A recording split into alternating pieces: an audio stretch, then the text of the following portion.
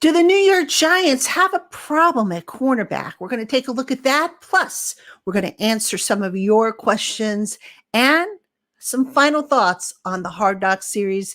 That's all coming your way next on the Locked On Giants podcast.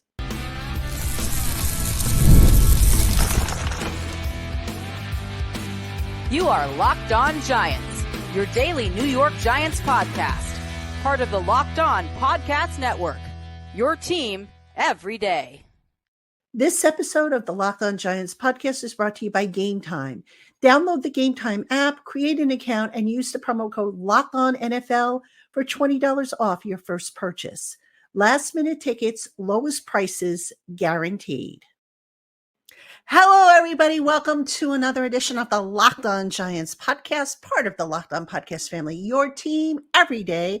I'm your host, Patricia Traina, credential member of the New York Giants media for Locked On, as well as for New York Giants on SI. That's where you can find my written work, NewYorkGiantsOnSI.com. We got a lot of cool features for you, a lot of unique reporting, some feature stories on players. We've got some analysis, all kinds of cool stuff. So do check that out. And as always, welcome on in to my everydayers, to my Blue Crew community members who I see we have a few new members. So welcome to those folks. And of course, to my newcomers and everybody in between, thank you so much for spending part of your day with us here on the Locked On Giants podcast. It is appreciated. And if you are watching on YouTube, what would also be appreciated, subscribe to the channel. I'm really trying to get to 10,000 before the start of the season, and we're not that far off. I think we've got less than 100 to go. So if you wouldn't mind subscribing to the channel, that would be great. Also, make sure that you ring the little bell. You click the bell so that you are notified every time I post a new video, which I am trying to do daily when the Giants have practice. And like the video. It all helps us out in the long run. So again, thank you for joining us on today's Locked On Giants podcast. Do the Giants have a developing problem at cornerback? We're going to talk about that. I'm going to give you, some thoughts that I've been putting together, where the Giants are at right now, the state of the cornerback position, because I still think that's a very important position that might be lacking a little bit. So we'll talk about that. And then in segment 2, I asked you guys yesterday on yesterday's program, I said, if you had questions, send them in to me for a mailbag. So a lot of you did. Some of you emailed them. Some of you put them at the bottom of the comments on that video. So I've got those questions I'm going to answer for you. And then in segment 3, we're going to wrap up final thoughts on the Hard Knocks series. Episode 5, the final episode, aired on Tuesday night. From my perspective, there wasn't a whole lot new, but I'm just going to talk about the series in general, my takeaways from the series. So that's our agenda for today. Again, welcome on in to Locked On Giants. All right. Do the Giants have a problem at cornerback? I don't know that I would say that it's dire right now, but here's the problem, folks. In thinking about this, we have seen Malik Neighbors burn the cornerbacks, not just Deonte Banks, but also on the other side, Cordell Flott and the guys that are playing that CB2 spot. We have seen Jalen Hyatt and Wan'Dale Robinson have a degree of success. And I got to thinking, I said, I realize in training camp, sometimes when, it's hard to tell if the offense is winning or the defense is winning, but I got to thinking, the Giants have a lot of speed at receiver, and we have seen it so far in training camp, which is a good thing. But what's going to happen come the regular season when now all of a sudden in games, this cornerback group is going to not be facing the Malik Neighbors or the Wan'Dale Robinsons or the Jalen Hyatts, but instead, they'll face, CeeDee Lamb, they'll face Terry McLaurin, A.J. Brown, Devonta Smith, Justin Jefferson. The Giants have some really, really speedy receivers on their schedule to start the year. And, just based on what I've seen so far in training camp, and again, it's one weekend, I get that, but I'm just a smidge concerned about how the cornerback position is shaping up. Now, Today, there was a transaction made. The Giants claimed Mario Goodrich off of waivers. He had been with the Philadelphia Eagles, and he was actually waived to make room for Nick Gates, who the Eagles signed. Too bad the Giants didn't get Gates. You guys know how I feel about Gates. But anyway, and the Giants waived Stanley Thomas Oliver, who had been on the NFI list, non-football injury. And I don't know, folks. I just feel like the Giants still don't have enough at cornerback. They've been trying Cordell Flatt at cornerback 2. Nick McLeod has been tried at cornerback 2. They've been rotating in David Long. We've seen a couple snaps with Trey Herndon in there. And right now, out of all of them, I would say that Nick McLeod probably has looked the best. But again, when you see receivers getting behind these guys, and I'm not talking Deonte Banks. Deonte Banks has held his own, so I'm not so much worried there. I'm still worried about cornerback 2. And, in Hard Knocks, it's interesting. Joe Shane talked about that as well. And, just to kind of jump ahead just a smidge, he talked about wanting to draft a cornerback in round 2. And the 2 cornerbacks that they were eyeballing were off the board by the time the Giants were on the clock in round 2. So that, to me, speaks volumes about how the Giants brass probably felt about the cornerback depth going in. Now, this was obviously before, they added some of these late additions in free agency, if I'm not mistaken. I know Trey Herndon, I think, was added after the draft. But, folks, I still think that at some point, whether it be somebody that gets cut, whether they engineer a trade, the Giants are going to add another cornerback to this roster. I just don't see how they can't. Can they roll into the season with Nick McLeod as the starter? I guess they can. I don't think Nick McLeod is a bad player. And quite honestly, I like how he plays the game. But I think of the receivers, again, that this team is going to face. And you might say, well, Pat, they're going to put Deonte Banks on those guys. Yeah, but what about the teams that have multiple receivers, good receivers, speedy receivers? We see the Giants. They have Neighbors. They've got Wandale. They've got Jalen Hyatt. These are all speedy receivers. So if the Giants now have multiple speedy receivers, other teams do too. So that second cornerback position, in my mind, still a question mark. So we'll see how that kind of, plays out over the next few weeks. But I would not be surprised if the Giants add another cornerback. I think they're going to have to. Now, will they trade for one? That's always a possibility. Maybe if they decide, okay, Darius Slayton, we're going to move on from him. Maybe they'd swap Slayton to a team that needs a receiver that has an extra cornerback. I don't know. It's just hypothetical situation. So we'll keep an eye on that as always, but it's something to keep, to keep in the back of your mind as we go through training camp and as we see if this cornerback group, this young cornerback group that the coaches say they have confidence in after, trying to get 3 veteran free agents who could play, at a CB1 level, we'll see just, how this all plays out. All right, coming up next, I have here a list of your questions that you submitted, so I'm going to answer them right after this. Hey, Giant fans, if you've begun your search for football tickets, but you haven't had any luck, you need to check out GameTime.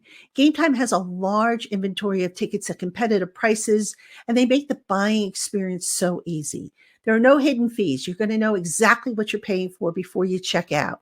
You'll get clear images of your seat views, and you'll also get event cancellation protection and last-minute money-saving flash deals. And if you find tickets elsewhere in the same section and row for less, GameTime will give you 110% of the difference. So go on and get the tickets that you want to the sporting events, concerts, shows, whatever events are on in your neighborhood. Download the GameTime app, create an account, and use the promo code LOCKEDONNFL for $20 off your first purchase. Last minute tickets, lowest prices guaranteed. Terms apply. All right, everybody, welcome back to the Locked On Giants podcast. I'm your host, Patricia Traina, and now making its long-awaited return to the Locked On Giants podcast, we have our mailbag. Now, I had previously been doing the mailbag for months now with my Blue Crew community members, but since today's a day off for the Giants, there was no practice, so thus no practice report. I figured, let me just open it up to everybody. Send your questions in, and I would answer, as many as I could within a segment. So a lot of you did send in questions, and I thank you for those questions. If your question is not answered in this podcast, it means I got it after I started taping. So my apologies about that. But listen, hit me up anyway. Send your questions in, and maybe I'll just work them in wherever I have a free segment. Here on the Locked On Giants podcast. All right, so let's get to it. First question comes from Austin A. Austin Allison 3205, who wants to know, actually has a few questions. Who on the D-line would you predict to have the most impact on game days? That's easy. Dexter Lawrence. For sure. Second, besides Bank, who in the cornerback room do you think could surprise and make heads turn?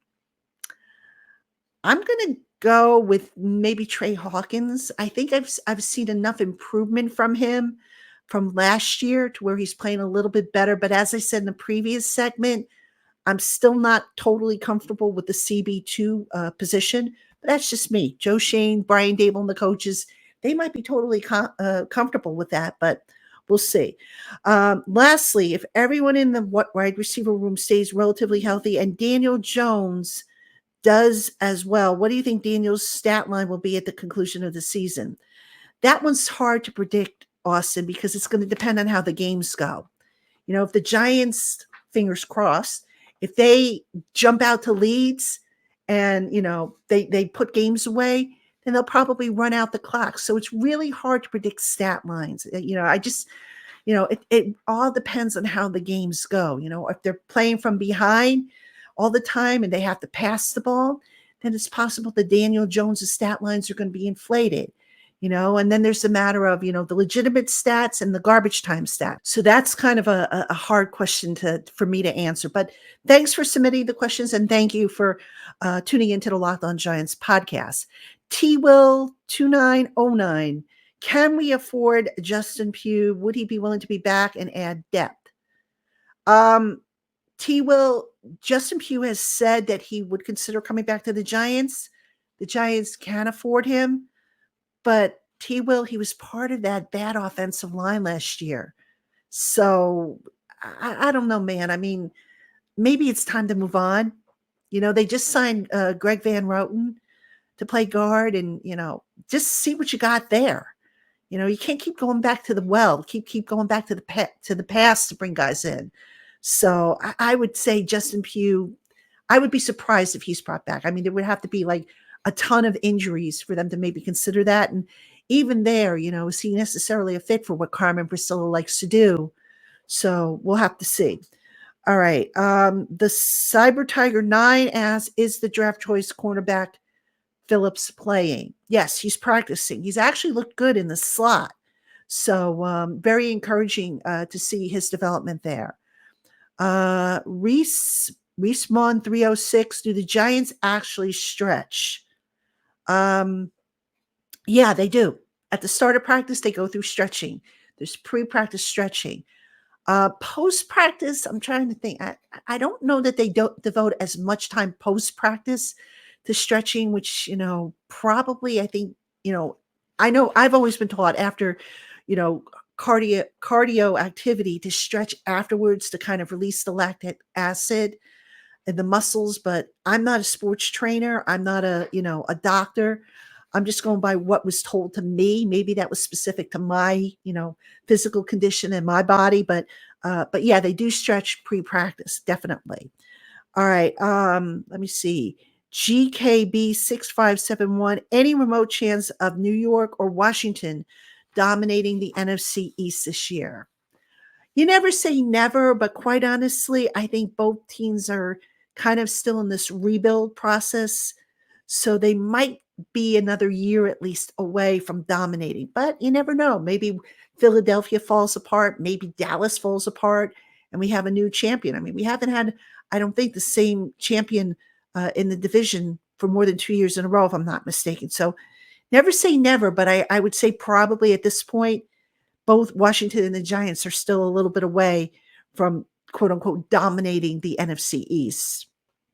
Okay, speaking of Washington, the league commander asks, will the Giants winning streak end the season over my Commanders? Because I'm getting sick of it. Well, I hope not.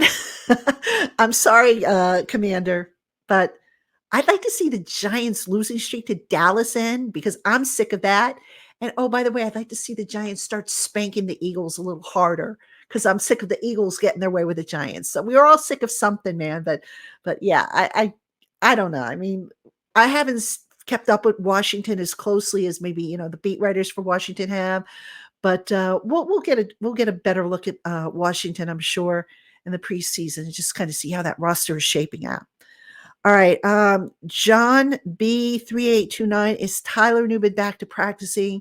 John, as of Tuesday, he was not. The plan, the hope was that he would be ready to practice on Thursday. I'm recording this Wednesday night, so obviously we won't know, but I will have that up on the New York Giants on SI.com site with a pre-practice injury report, like what we've been doing every day during training camp. Okay, JV 1947. You had mentioned that the defensive line coach was working with the linebackers. Have you noticed an improvement in the front seven? Yes. They're communicating better. There's penetration. I mean, to me, they look a lot better, but you got to take this with a grain of salt because they're also going against an offensive line which isn't quite settled. They've had to move guys around. They're going to have, Van Roten's going to be in there probably on Thursday.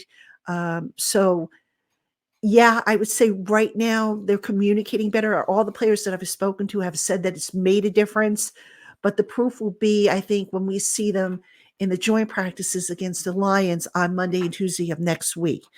All right, a few via email. Andrew G. What are your thoughts on Michael Lombardi saying the Giants have no identity and look terrible on Hard Knocks? Andrew, look, Michael Lombardi's entitled to his opinion. I don't agree with 99.9% of what he says. He probably wouldn't agree with 100% of what I say. It's all good. He's entitled to his opinion as long as he supports it with, evidence and a solid argument, then fine. It's no sweat off my nose. So he can say what he wants, just like any of the analysts out there who don't set foot into the locker room, and watch stuff from afar can say what they want. I'm in the locker room. We're not in the locker room now, but I'm on the grounds. I see what's going on. I talk to people. I form my own opinions, and I try to give you guys what I'm seeing and what I'm hearing. So, just take that for what it's worth. All right. Giants fan in Michigan asks, how has Graham Gano looked in camp? Have you seen how well he's recovered from his injury? Giants fan, Gano, I've seen him kick in the spring. They haven't done a whole lot with kicking this summer, but from what I can tell, Gano looks fine. Still, he's still obviously in the latter part of his rehab, but I have not seen anything that makes me say, uh-oh, this is a problem. We'll see more with the kicking game when the Lions come into town next Monday and Tuesday. So I'll be able to give you a little bit better answer there. But based on what little I have seen, Gano looks fine. Looks like he's going to be ready to go. So, all right. And then the final question comes from Tyler J. I haven't heard much from the inside linebacker group in training camp so far. How are they looking? Is Beavers finally healthy? And do you think he's still on the roster bubble for the season? Tyler, the inside linebackers have actually looked pretty good. Bobby Okereke is Bobby O. I mean, you know what you're going to get from him, and he's a solid player. Deontay Johnson, though, has looked pretty good. With Micah McFadden still being ramped up from his hamstring injury, Deontay Johnson's been getting first-team snaps, and we actually just did a story on him over on New York Giants on SI.com if you want to check that out. But he's really, he's a good fit for what the Giants do. And Brandon Olson, who's going to be with me on the podcast later in the week, he wrote the story and he talked about how Deontay Johnson's skill set is such a good fit for what Shane Bowen does. If you want to check that out, but yeah, he's looked good. Darian Beavers is healthy, but yeah, I do think he's on the roster bubble. Special teams is going to sort this out. I'm keeping an eye on Matthew Adams. That's the guy I want to see on special teams. Right now, not a whole lot in terms of special teams going full blast. Again, when the Lions come in Monday and Tuesday, two very important practices. And those are going to be one where I'm going to really dive into the details for you guys. So we'll see how that works out. And then, of course, we've got the game that comes out, that weekend. So all that will play itself out. I'll be able to better answer those questions. But I would say right now, yeah, Beavers is not assured a spot on the 53-man roster. All right, that's all the questions I have. Again, if I didn't get to your questions because I got it after the fact, but don't give up. Send it in to me. I do a mailbag over on New York Giants on SI.com every Saturday. So send it to me. Make sure you tweet it to me and tag it Ask P Train so I see it. And I'll pick it up and I'll get it in that mailbag just so you don't, you're not missing it. So, all right, coming up next, some final thoughts on Hard Knocks, which wrapped up last night. Don't go anywhere. Hey, Giant fans, Major League Baseball is in full swing, as are the Olympics. And pretty soon the WNBA will resume, as will the NFL, the NBA, and NHL.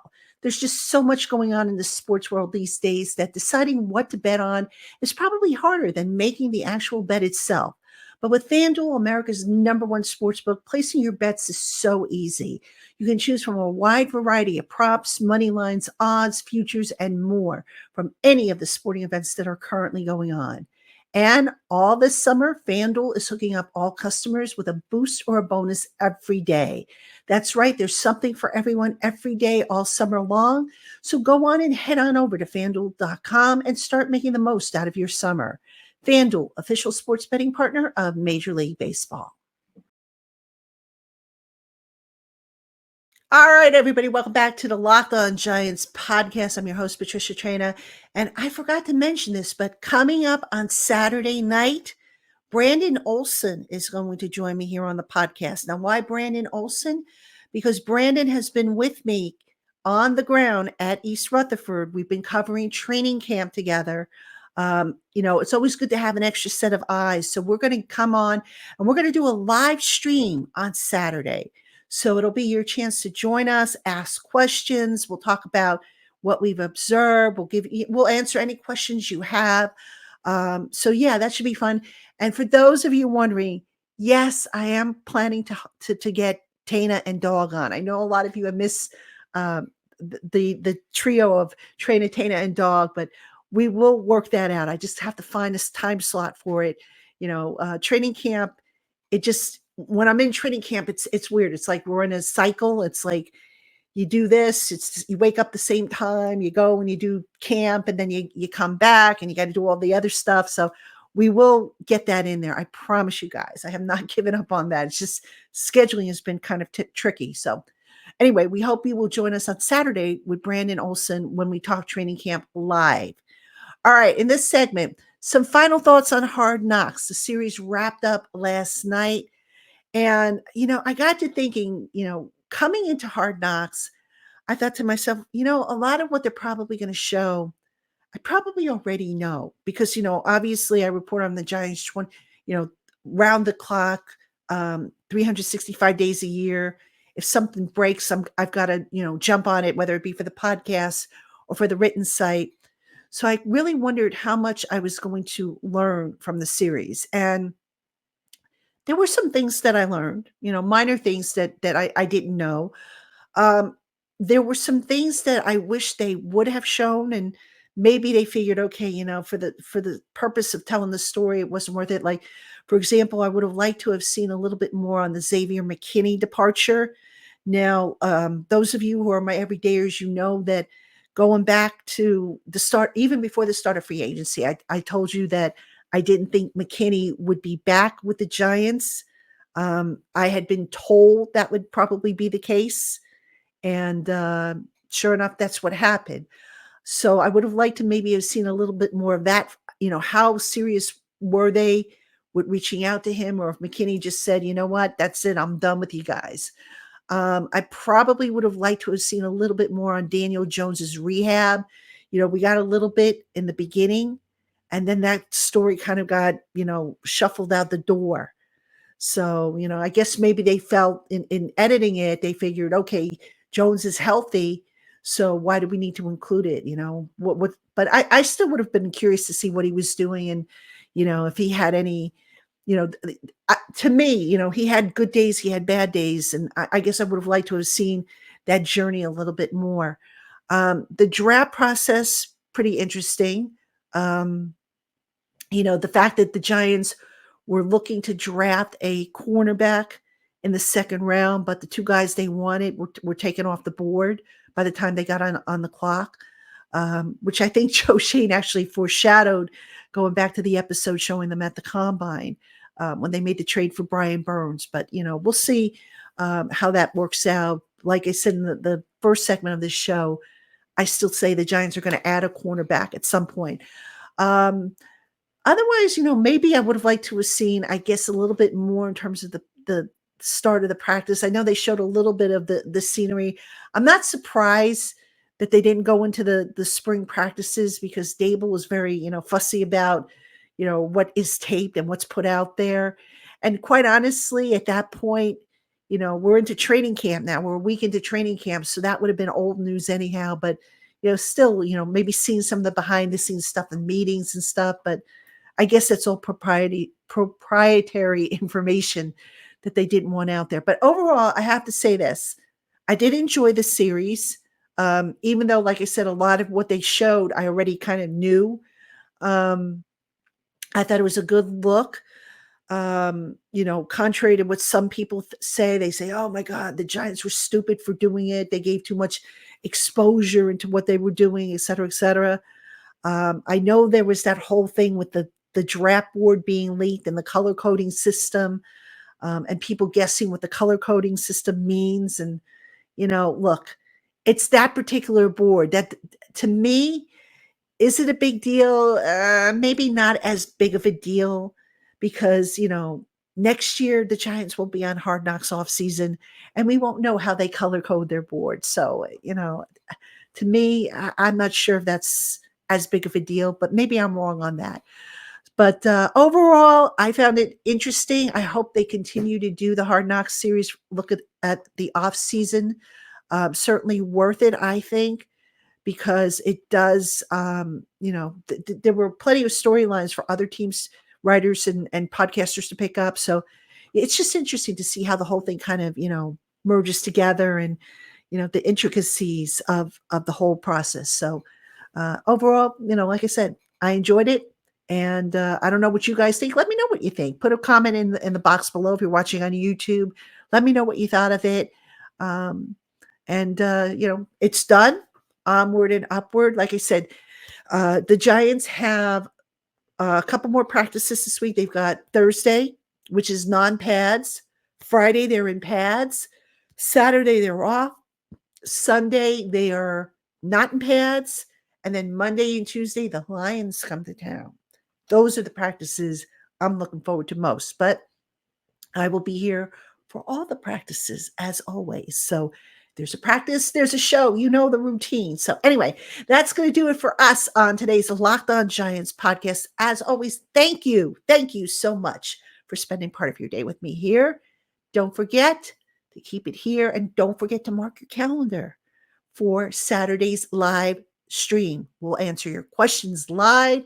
We'll talk about the observations. Brandon's been really good. I think you will enjoy that show. So I hope I will see you there. We're going to kick things off. I believe it's 7:30. It's already up on the YouTube channel if you want to click the bell to be notified. So, all right, Giant fans, I will see you tomorrow. Have a good one.